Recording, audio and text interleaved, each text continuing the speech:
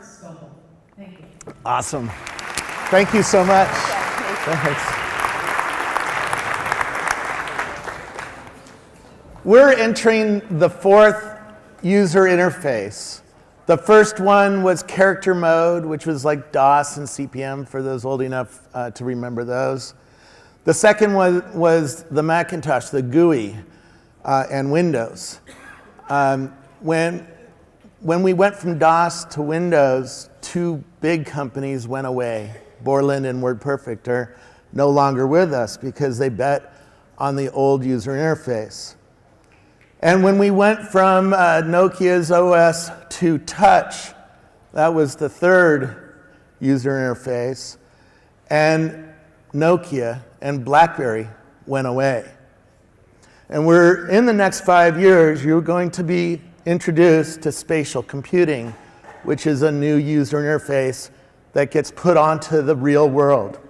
And I'm going to explore a little bit about that and then show some of the supporting technologies that are going to change our lives. We're soon going to have phones with sensors on them that map out the world. Google Tango is coming out in September from Lenovo. It has a series of sensors on the phone that actually see the world as I aim my phone around. We're soon going to be wearing glasses, whether it be Microsoft HoloLens or ODG or Meta or Magic Leap.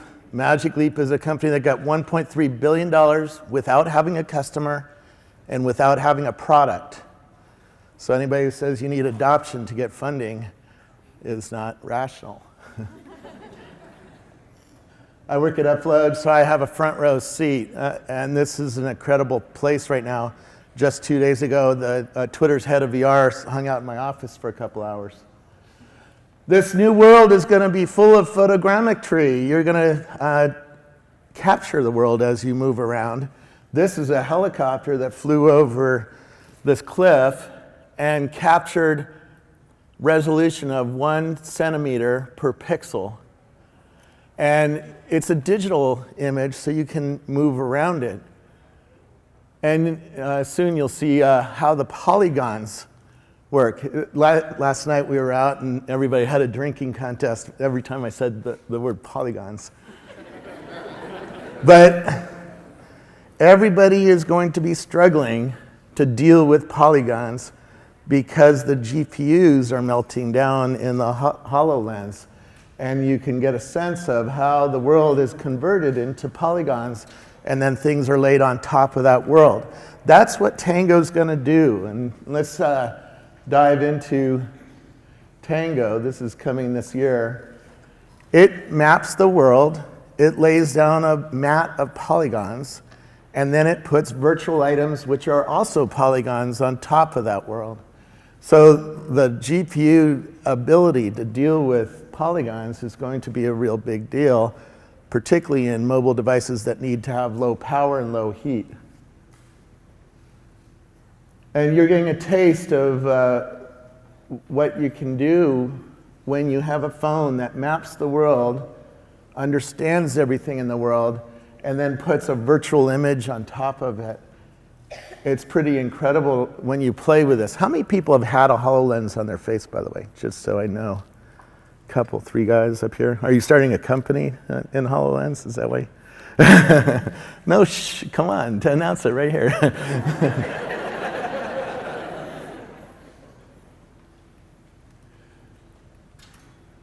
If you're wearing HoloLens, there's virtual things on the world. I visited an office in Seattle a couple weeks ago, and they took all the furniture out of the office, and they have virtual items in their office, about 50 of them. If you sit down at their table, you're looking at virtual screens, and I'll talk about why that's important in a minute. These are the primitives underneath the operating systems, and I wanted you to see this. If I was introducing you to Windows 95, I'd be showing you mouse move messages, right? And how the OS works and how the API works so that you can hook code in there and do things with it. But soon we're going to be wearing sensors that are going to map out the world in real time. And you get a taste of this, that It maps out the street. It can tell where you are in elevation if you walk up a stair. It can tell where you are in a roller coaster. It can tell where you are in various things. And as you move around, it has ability to build data points that you, as a developer, can do things with. And you're getting a little taste of this. This is Google's Tango. If you talk to people at Magic Leap or Meta hired 2 of the guys who started the Tango team at Google to build an augmented reality glass. And if you start thinking about this, within 5 years, you're going to have something on your face with digital displays. There's 6 technologies that are going to be into this headset. Digital display is one. That's what Magic Leap is really building, as an optic chip that puts virtual items on top of the world in a very lifelike way. High-speed networking, because you're going to be hooked up to something 24 hours a day. And an executive at Google X, Alphabet X, Alphabet's R&D group, told me in 5 years we're not going to use the phone company anymore. And it makes a lot of sense. Facebook is building a plane. I don't know if you saw that, but they're building a plane which they're going to fly at 70,000 feet above air traffic, and it's going to provide wireless to you. And Google's developing balloons. Now, both of these guys say they're for poor people in Africa. I don't believe that at all. It's for everybody. And as we walk around this world, that's 2 of the technologies. The third technology is this tracking sensor system. HoloLens has 4 sensors on the front that see the world as you look around, and it builds this polygon map. In fact, you can turn on the polygons and see how it works when you get one. It's pretty interesting, but you're seeing a taste of it here. You're already using these in work. So if you think there's some futuristic technology that's not coming soon, if you're at Caterpillar, you're already wearing these. They show you on top of the tractor how to fix the tractor, because the CAD files have been overlaid on how to fix something in the tractor, and they know, the optics know that where you're actually looking on the tractor or in the mine. If you're at Disney, the new theme park in China was built completely in virtual reality. If you go to Ford's R&D lab in Silicon Valley, they're designing cars completely in virtual reality. They have a motion capture room, and I think I have an example of that later. So here you're looking through the Magic Leap optic, and we'll continue talking about these 6 technologies. But think about going into a boardroom someday, soon, 2 years from now, 3 years from now, and the CEO is bothering you about business questions. What's your sales doing compared to Joe? What's the Western sales versus the Eastern sales? At Lyft and Snapchat and Twitter and Twilio and Uber, they're using an app called Looker. Looker is a big data system that combines all the data in their company. So there might be a server array that's watching log files when you click on Uber. There might be another one that's watching transactions that are going through Uber. And there might be another one that's watching location of drivers in Uber and ratings of drivers and stuff like that. In the old world, those would be separate systems, and you couldn't easily ask the business questions to see patterns in the business. But soon you're going to be able to use Looker. Looker already lets you on the phone or on your desktop ask business questions, because they built a common UI behind all those data stores inside your company.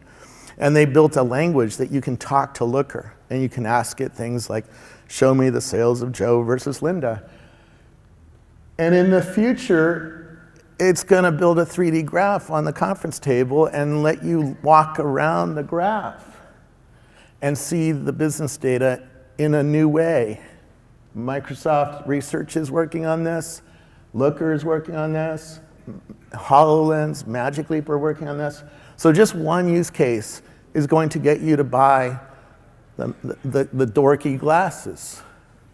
Because if I show up to your boardroom with these things on, they're going to be dorky for the first 10 seconds until I start kicking your ass.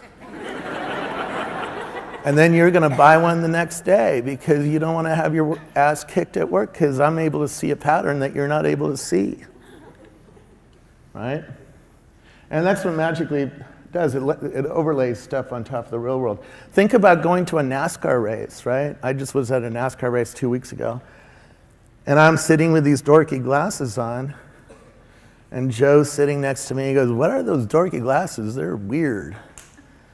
And I'm going to take them off, and I'm going to put them on him. And I'm going to say, "Look at the track." And it's going to show you where Danica Patrick is in the track. And you're going to be able to see the video from all of her cameras on her car, streaming live, right? I mean, I rented an $80 device at the track to watch the live video feeds. Cost me $80. The glasses are way better. The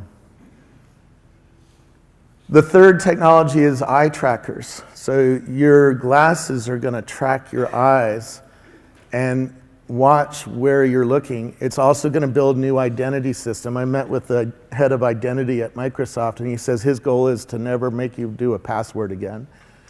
Well, how is he going to do that? Yeah. How's he going to do that? You're going to put on the glasses, and it's going to calibrate to your eyes, and it's going to know you. Boom. Because your eyes are different than mine, right? So watch this guy's screen. This is Jim Margraf at iFluence, and he's built eye trackers for Magic Leap and other things. Here's another a close-up of some electronics in our office, and I can go home when I want to. Over here is a medical application, and all in your eyes. All in my eyes. So I'm doing this solely with my eyes as fast as I can look. I'm not waiting. I'm not winking. I'm just looking. And here I've got the patient. I've got some allergy record, protocols, insurance, confidential information, current conditions. Why is he here? Well, it tells me he's got a pain in his foot. Notice I'm looking at this, but there's nothing happening on the screen. But when I decide, for instance, that I want to check out his x-ray, there it is. And now I want to go back because a couple screens ago there was some confidential information, which is here. And now it's going to take a picture of my eye. It grabs it and says, "Oh, who is that?" Confirms it is me. And in a moment you'll see that it'll give me access. I'm Jim, head of CEO and founder of iFluence, and there it is. I've got confidential information. When I want to, I can return home as fast as that. That's amazing. All in my eyes. That's amazing.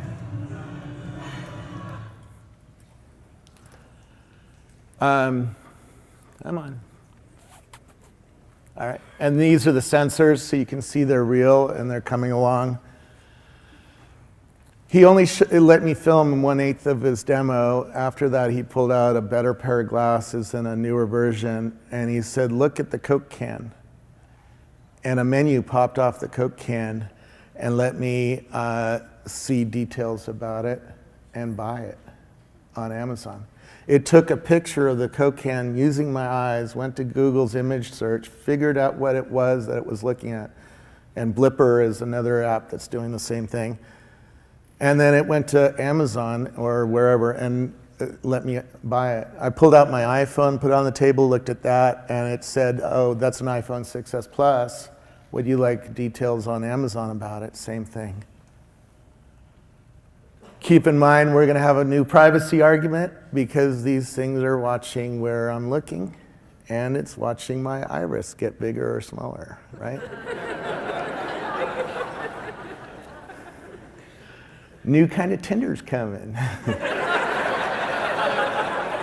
Because all of a sudden, some of you will turn green because you're checking me out.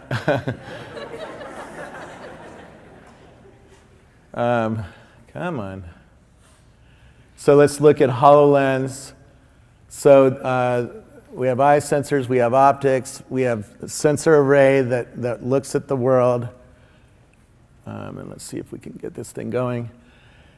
And in the future, HoloLens doesn't do this, but in the future, it's going to categorize everything it sees. The people at these companies are using artificial intelligence to train on a whole bunch of things. By the way, these technologies also run your self-driving car. They also run your robot if you get a robot soon. They also run your drone that'll come soon, because the drone will see the world and be able to obstacle avoid. So I'm going to look around and it's going to categorize, this is a floor, this is a screen, these are people, there's aisles, floor, stuff like that. It'll know the surfaces at some level, crude at first, getting better as we all use it. And you can see that it's also watching my hands and my speech, so I can talk to it and use my hands. So if I do this with my hand, a menu pops off my hand. That's called the bloom action. And I can click on things to activate them. So as I walked around this guy's office in Seattle, I sat at his desk and I can touch a Skype button, and all of a sudden I'm in a Skype interface. I click on Andy, and all of a sudden I'm Skyping with Andy on a virtual monitor. And I have other monitors that look real, look like that one, but are virtual. They're not real. They're virtualized. And just the other night, Meta was saying, the guy who runs ops at Meta, which is a glasses company, says they just partnered with a company that will let you look at code in a completely new way, because you'll double click on a variable name and it'll open up a second monitor and show you the code that it's pointing to, right? And so you can have 30 virtual screens and see your code in a new way and be more effective. And Andy can join in and look at the code virtually next to me on the same monitors and see and help me code, right? Do pair programming in a new way. It's pretty mind-blowing when you start thinking about virtualization of everything. Come on, there we go.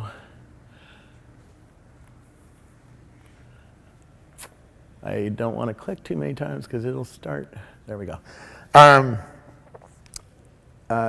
Stock traders are getting HoloLenses to reduce the space that they work in,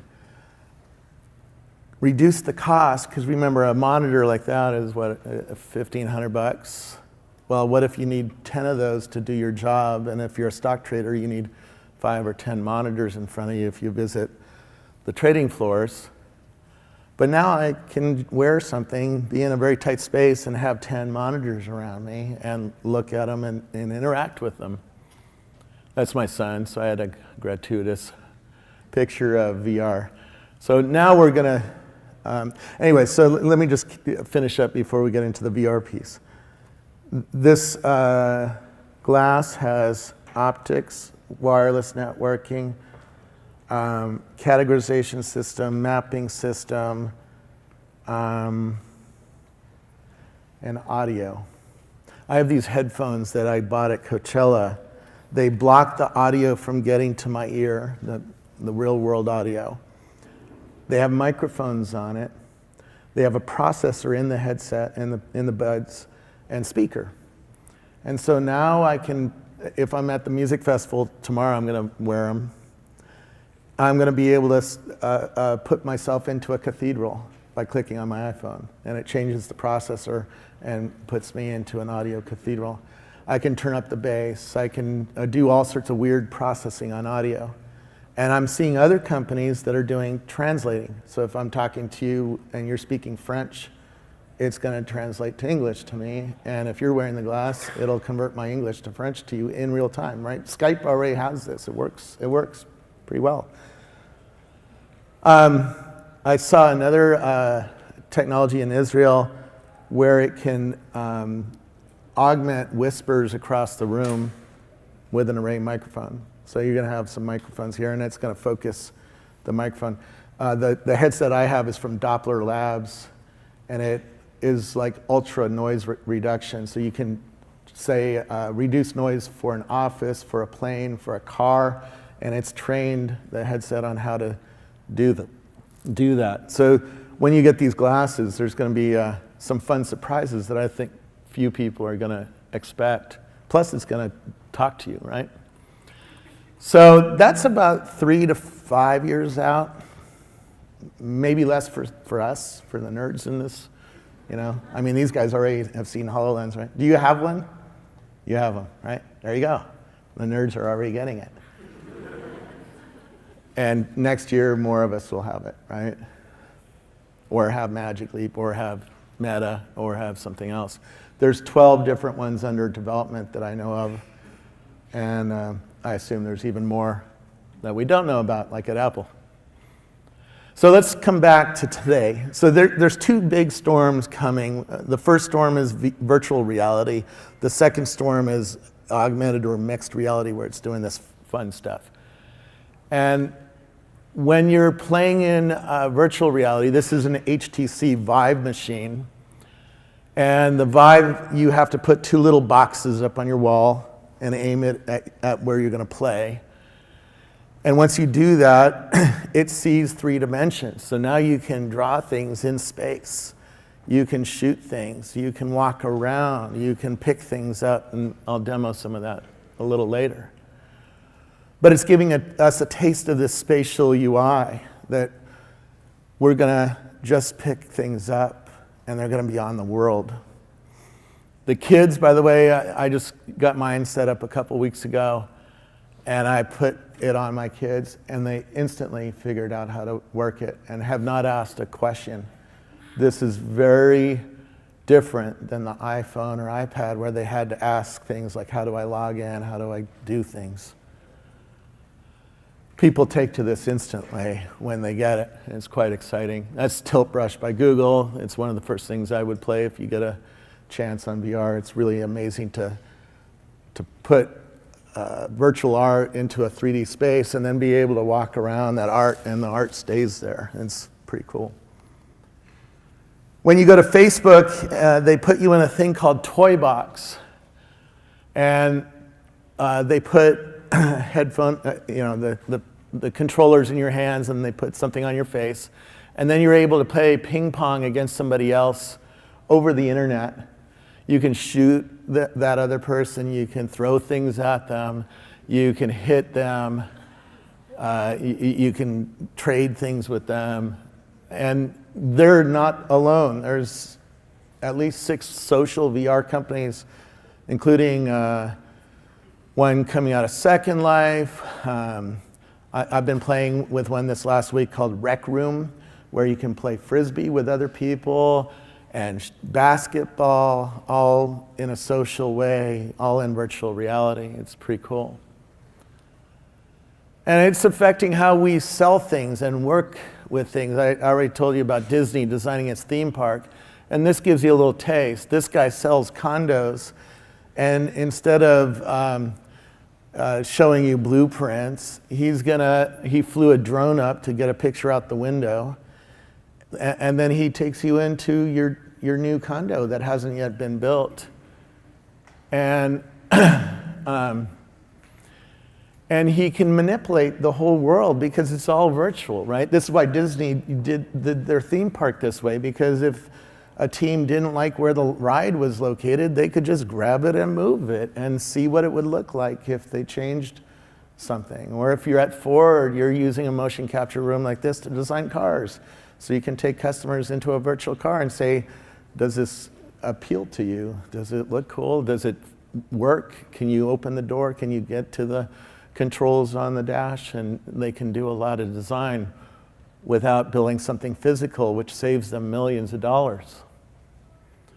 And you can get a taste of how I can soon walk around with these glasses and just click on the floor and put CNN on the floor, or put anything on the floor, and change the experience.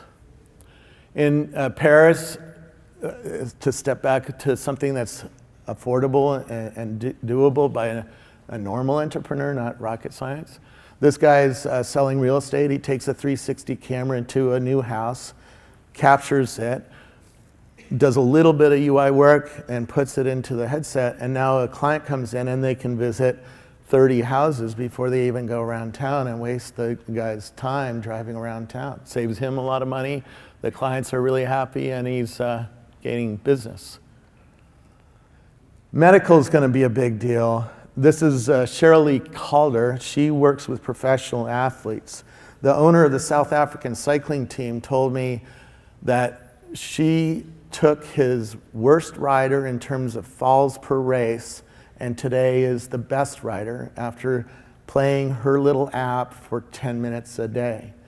She's a former athlete, and she found a way to hack her brain, her perceptive part of her brain, her eyes, and her perception system. And she took the #1 rugby player who dropped balls that came down at a certain angle, which is funny that they have data on this, but it shows you where we're going. And he was worst in the league at that one task, even though he was best in the league overall. And after 6 months, he's now the best at that task in the league. She puts something on your screen and exercises your eyes and does other things. I took her test to see how good my perception system is, and I'm 39% of her average client. So it gives you a sense of why I don't play baseball. Because I can't see the ball the way that some of these people can. But if I work on her system and she's building a virtual reality system to exercise my eyes, my perception level will go up. Oh, let's go back. Well, whatever. Absolute Vodka is using virtual reality. They give out 5,000 headsets and let people watch a live music festival in the headset. In the Google Cardboard, they sent these out. They said the average time spent was 19 minutes, and they said they've never seen a promotion that had that kind of dedication to their brand and that amount of time. And so they're doing more. And so are other marketers. You're going to get handed Google Cardboards at every conference from now on to try to get you to buy cars, experience music, and on and on. One reason I'm real excited to hear Gary speak in a few minutes, he's an investor in Snapchat. Well, this guy started a company called Epiphany Eyewear, and 2 years ago, before Snapchat bought his company, he built a 1080p video camera in the sunglass frame. And these are 2-year-old pictures. And today, I figure, it's shrunk from a popsicle stick to a button. And think about having a little yellow box on your glass, a sugar cube, that captures pictures and lets us do augmented reality on a phone. My friends and I are arguing because some people believe they're also doing a screen. I believe they are too, but maybe that's a snap-on because the screen messes with our social contract and brings some of this, the problems that I had with Google Glass into it. People don't care about cameras. And if anybody thinks they do, I can prove they don't. They do care about a screen between us. And that's a mess of the social contract. But these screens are getting so small. In fact, I think I have an example of some of the screens in the deck. Yeah. The screens are getting so small, and Sony just showed me a screen that I couldn't even tell there was digital information. So it's a glass like you have on, and you see digital information on the glass, but I can't see that you're seeing digital information about me, right? So we're starting to remove some of the social contract problems you don't even know. And the screens are getting cheaper and smaller. So if there's a little pop-on screen for the Snapchat camera, by the way, Snapchat's coming out with a camera this year. It's called a connected camera. It's going to do augmented reality for a low cost, and it's going to be a stepping stone into this world. And you're seeing it happen. The screen at the bottom is a Recon Instruments. Intel bought that company a couple years ago.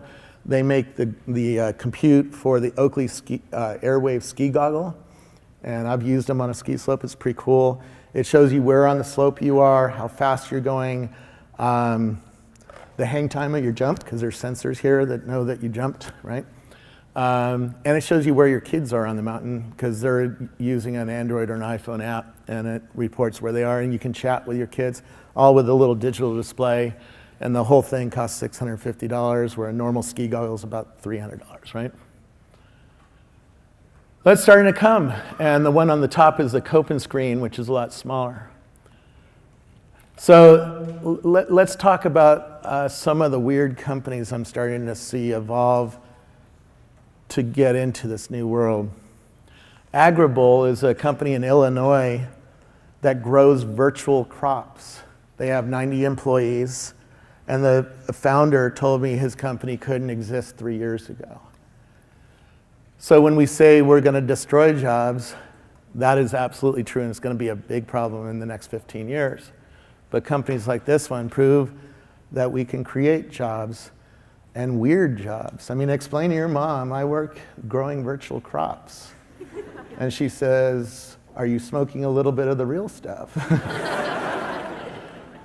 Right? That's Farmville, right? You know Farmville? Yeah, but this is real life Farmville. This takes the data from the satellite, from the Doppler radar, from the combine sensors that John Deere is putting a bunch of sensors on combine, and they're putting sensors in the fields. DuPont told me that today the average farm has 0 sensors per acre. In 10 years, you're going to have 50 sensors per acre on an average farm. And all that data gets thrown into Agribole, and Agribole analyzes it, grows virtual crops based on what it sees, and then spits the data out to the farmer and says, hey, next Monday, you shouldn't grow your crop because you're not going to make any money. Or you should switch to wine because global warming has changed your farm's capabilities, and we can prove that. So switch over to a new crop, or put fertilizer on parcel AB because the satellite shows it doesn't have enough nitrates, or whatever, right? And they're growing fast. Artificial intelligence. Artificial intelligence, I saw a company in Israel that looks at MRI scans, and they've trained it on tens of thousands of pictures of cancer to look for cancer. And it's already cheaper and more accurate than your doctor, and faster. I've been in an MRI machine, and it took 24 hours to get the results, and an expensive doctor had to come across campus to look at the scan and tell me, oh, you don't have cancer. But the machine is going to do it quickly. So let's think about this new world of augmented reality. By the way, there's lots of little companies doing all sorts of weird stuff with artificial intelligence, sorry. I saw a company in Manchester, UK, that you take a picture of your living room and it does this categorization. It figures out what a wall, a couch, a floor is. And then it lets you remove those things and put new things in, or change the wallpaper. It lets you redecorate your room. And they built this system for a retailer, all with artificial intelligence. In their office, they have a bunch of machines with huge NVIDIA cards. Anybody doing this kind of machine learning here? Anybody have you are? What are you doing with it?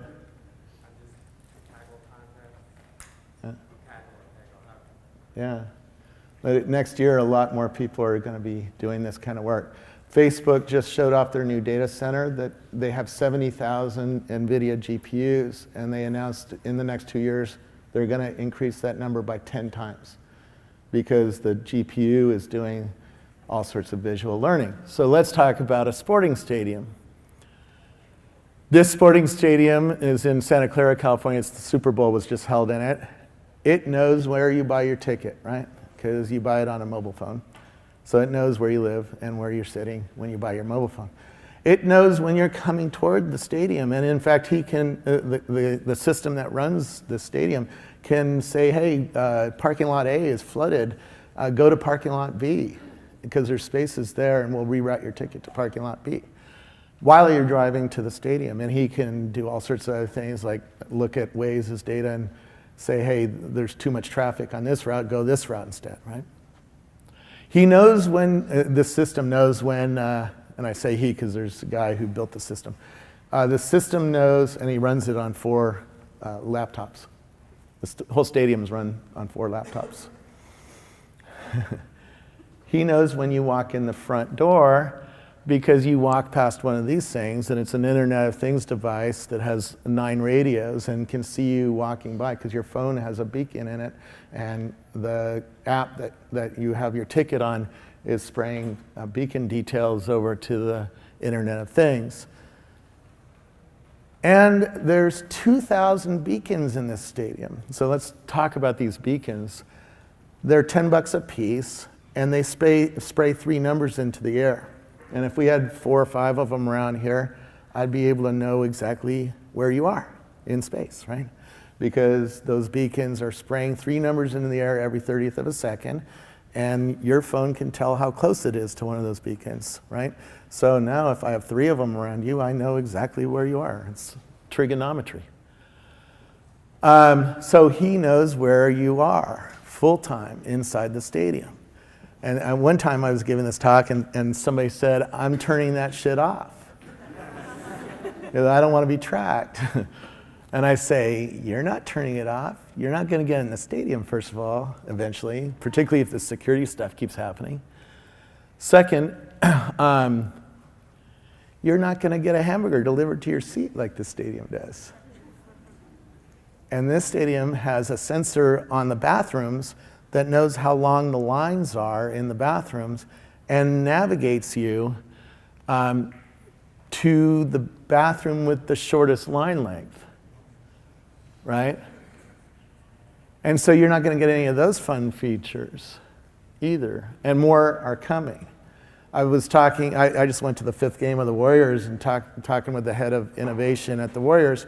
They already have hundreds of cameras all the way around the basketball stadium that captures everything on the court.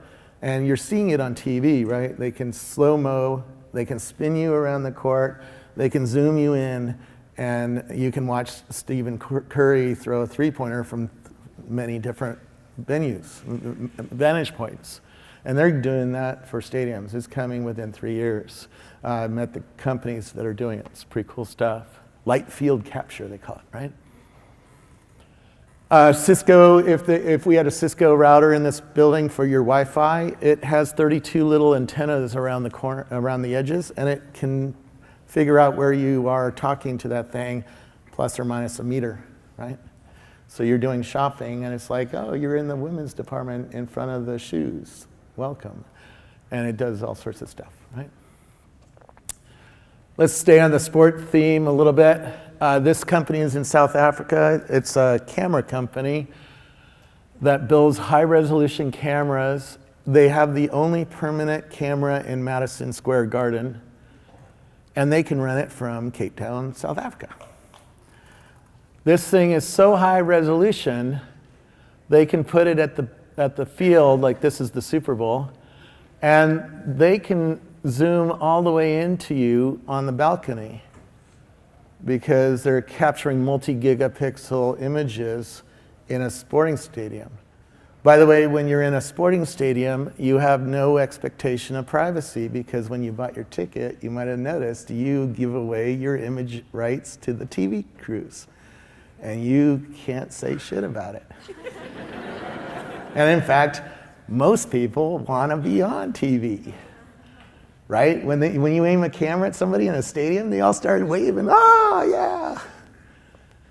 Well, now that we know about artificial intelligence, I can train the system to look for orange. I can train the system to look for things. And already this camera company says, I know more about the customer in the stadium than the sporting team does. I know your gender. I know your sentiment, whether you're having fun or not.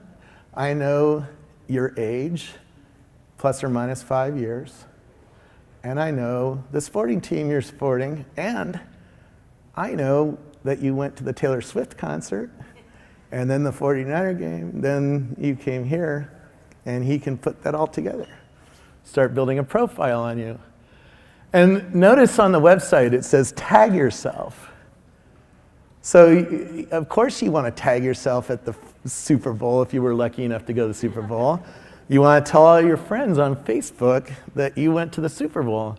Well, now you just give it a lot of information So he's gonna know a lot about you when you are walking around, and they're gonna build a face recognition system the same way Facebook has.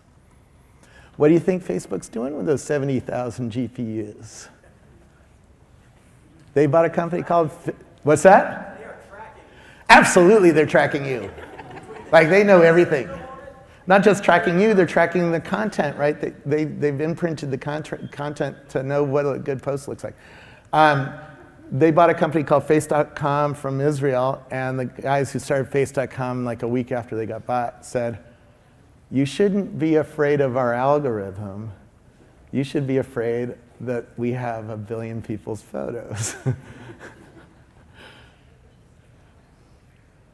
You should know this kid, Daniel Almog. His dad started Zoran, runs $8 billion in a venture firm, but I think the kid's gonna outstrip his dad in wealth in 15 years. He runs an app called Tapingo, and right now if you're at NYU or Santa Clara University, you use Tapingo to buy everything. So if you wake up at 7 in the morning and you want a nice latte, you pull up the app and say, I want a nice latte, and it says your latte will be ready at 7:29 a.m., go pick it up. And you walk into the Starbucks or whatever and pick up the latte and leave. You do not talk to anybody, you don't touch anything, you don't tap anything, and everybody's happy, no lines, and the thing was made for you. How many people have done this in an Apple store? A couple. You can do this in an Apple store today, right? You can buy a power supply, pick up the power supply, and walk out of the store, and they don't stop you. And I asked the security guard, how does this work? And he said, well, I know you're here. And I was watching you pick up the power supply that it says you bought, and that's fine. If you picked up 3, I'd stop you.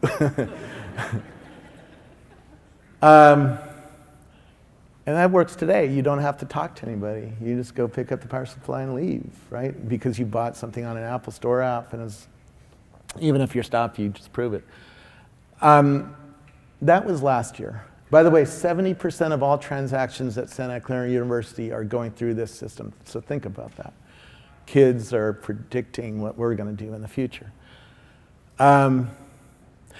This year, if you're in the Starbucks and you're also in my class, or like we're together today, it would tell your phone, because it knows where all of his, he knows where all of his customers are full time. And you'll get a notification, can you pick up Robert's latte and bring it to class, and you'll get 5 Tapingo dollars. So he's building a Bitcoin style virtual currency, because he doesn't want to give money to Visa, because every time you give money to Visa, it's 2% gone, right? And he built a decentralized delivery network. And he's going to war with Uber. Uber Eats, by the way, in San Francisco, delivers a meal to me in 6 to 20 minutes. Right? Think about that. You're going to talk to your glass and say, I want a hamburger. And in 6 minutes, a hamburger is going to show up here. It already works in San Francisco. It doesn't work a lot of other places, but it's coming. The reason I brought this up, he came out of Israeli surveillance, and he told me how Israeli surveillance works. They are looking for people who are out of pattern, right? If you buy if you rent a rental truck and then you buy 400 pounds of fertilizer and 80 gallons of diesel fuel, you're going to get a visit, because you're out of pattern. Now, I live in a farming community, so the farmer across the street does that all the time. They don't bother him. And I was giving a speech to a surveillance audience in DC, and one guy came up after, and he said, oh, we're watching the farmer too. We have a satellite, looks at the farm, knows the nitrate level on the farm, and if the farmer buys nitrate and doesn't put it out on the farm, we visit him too, or her too. But Daniel said, I'm done with government surveillance. I don't care if you're out of pattern. What I do care is if you're in pattern. because everybody has a common pattern. We go to the same work most of the days. We go to the same church, the same school, the same grocery store, the same 16 restaurants for the most part. And every morning I buy the same iced latte. So it stops asking me or it stops forcing me to type in iced latte after a while. It just says, hey, it's 7 a.m. Would you like your normal iced latte? Saves you clicks, increases sales. This team is the former Siri team. They left, two of the Siri team left Apple and started a new company called Viv. And Siri has many problems that you know, and so does Alexa, so does Cortana, so do most of the bots that are being developed right now.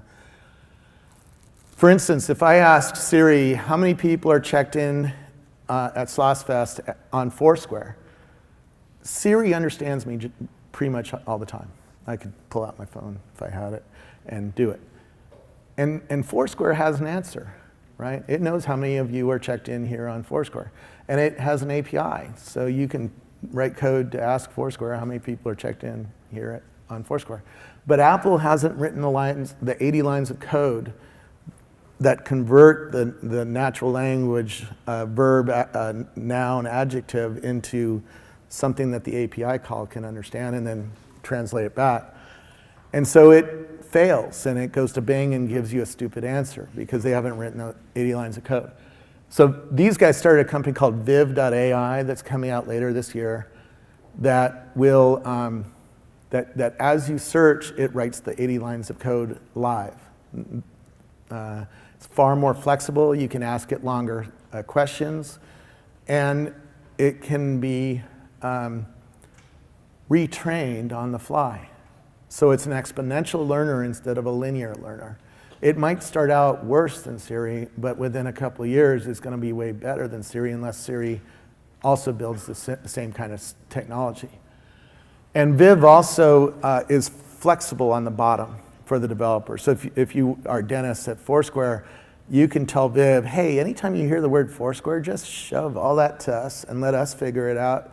And then we'll provide hints to the artificial intelligence engine. We'll train the engine for you, and we'll teach you how to answer that question over time. And Viv also has a profile. Now, if you play with an Amazon Echo, you know that it has a profile. How many people here have an Echo, by the way? Do you like it? It's limited. It's limited because of this problem. Anybody else? Same, Limited? Anybody else? What do you guys use it for? Use it turning my TV on. Turning your TV on? Alexa, turn on my TV? Do you have lights yet? Alexa, turn on the lights? I got the thermostat though. Thermostat? If this and that. So Alexa, turn on the thermostat. Alexa, play the news. Alexa, play the Beatles on Spotify. Alexa, or whatever. Alexa, tell me a joke, and it tells you a stupid joke. Alexa, set a timer for my burner for 5 minutes, and so it tells you in 5 minutes, and on, right? Yep. Yeah. And Alexa, buy me some toilet paper. And it says, would you like the Charmin 20 ply that you bought last time? It's $19 for a 50 pack, and we'll deliver it to you. Well, these guys are building a profile as well, but unlike Alexa, you can see the profile it's collecting on you, and you can correct it or delete information from it, which is really cool. And then it has a neural network that makes it all work, and it promises to be better than Siri or Cortana or Alexa. We'll see, but I'm pretty sure it's going to be better.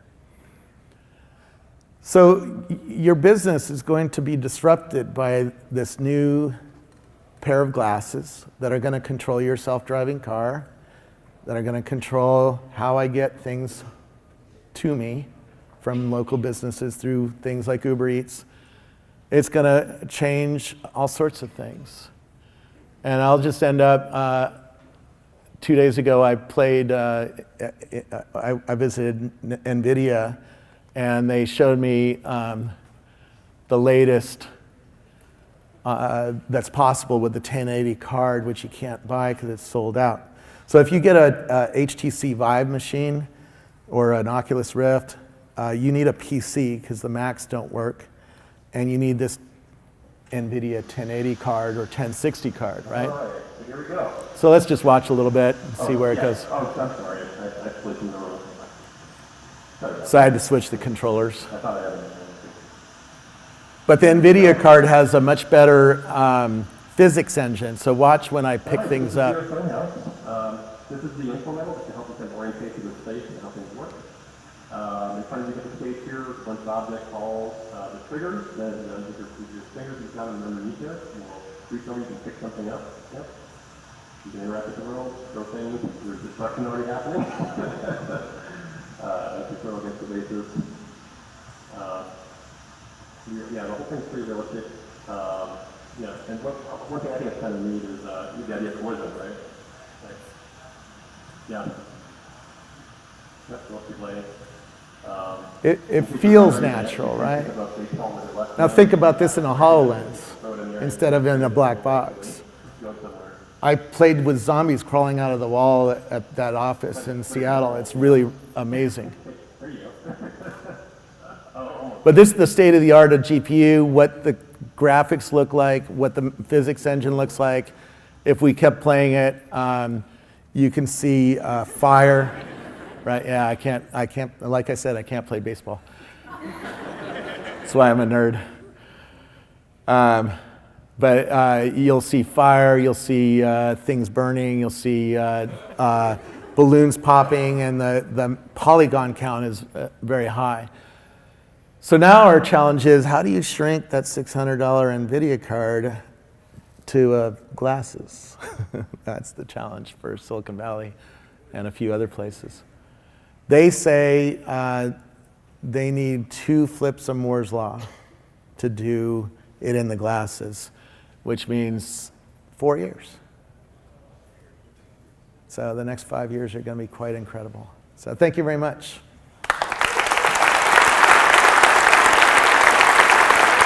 I don't know how much time we have. I don't know how much time we have and if we can do any questions or anything. I don't know. Somebody tell me how much time we have or if we have to get off. We're good for a couple minutes? Yeah. So I think it's pretty clear to everybody that virtual reality and augmented reality will become as ubiquitous, as the smartphone in the next decade. Yeah. So do you anticipate any kind of reality depression Yeah. coming along, with this? Because what's the point of travel if I can just be in France right now? What's the point of going outside if I can create a new Earth in my living room? The question is, will we still like to go out into reality if we can put France here and walk around France? And I'll use the audio pieces. At Coachella, this music festival, similar to Sloss Fest tomorrow, they have $2 million of speakers aimed at your head. Think about that one. There's $2 million of speakers. And you put the things in, and the sound gets better. But then something funny happens. You take them out, and the sound gets better. And you put them in, and the sound gets better. And you take them out, and the sound gets better. We like reality, and we like AR, augmented reality. And so you're gonna take off the glasses and go, man, this is cool. It's old school. Right? It's like driving a 1940 truck around town, right? Yeah. And I'm gonna put them on it. Oh, this is cool too. You're all dressed up in weird costumes and there's shit's happening and there's zombies running. There's a Pokemon down here. I have to catch that. Sorry. I have to catch the Pokemon before it runs away. And so you're gonna take off the glasses and you're gonna like that. You're gonna like putting them on and you're gonna like that too. We're a long way away from recreating reality. We're gonna spend $1 trillion in the next 15 years, right? Think about it. Facebook spent $3 billion on Oculus Rift alone, and they haven't even started doing the R&D costs, right? Zuckerberg's gonna spend $10 billion in the next 10 years. That's one company, right? NVIDIA is spending billions of dollars every 12 months on their cards to try to get the GPU higher and smaller and less power and more heat efficient. Screen manufacturers, I mean, Magic Leap got $1.3 billion and they haven't even shipped yet. Wait until they ship and wait until we see what Apple's doing and what Elon Musk is doing and Amazon's doing, and screw all those people. The Chinese are coming into this hard. They're far more excited about VR than we are over here because they live in a really small house with a lot of people in it, and they want to escape. It's true. Plus, they're making the mobile phone. So over the next 18 months, you're going to see a switch. Because right now, to do the stuff I showed you, like at the end there, you need a $1,500 PC, an $800 headset and controllers, and you need to put these dorky things on your wall, which your wife probably will kill you for. It doesn't pass the wife test because there's a wire down there. That's too expensive for normal people. Normal people aren't going to buy that. We will because we're all nerds and we want cool shit, dorky cool shit. But the mobile phone has 4 problems to solve before it gets as good as the Vive. Screen resolution, 4K screens are coming this year. And Apple's probably going to wait until next year, but 4K screens are coming by the end of next year to Apple. The GPU is too hot. It's too underpowered. So if you play with the Samsung Gear VR, mine kicks off after about 40 minutes of using it because if you're doing this kind of work, it's just pushing that GPU, redlining it, and it melts down. And the phone kicks off and says, your phone's too hot. So go take a break. That's why they need 2 flips of Moore's Law to make the GPU cooler so that it doesn't burn down. And to put more polygons on your screen so that it gives you more immersion. Third thing is you need the phone to know where it is in space so you can do the room scale stuff. So the Vive builds a 15 by 15 virtual box that you can walk around in, right? With the Samsung Gear VR, I can only look around like this. I can't do this, right?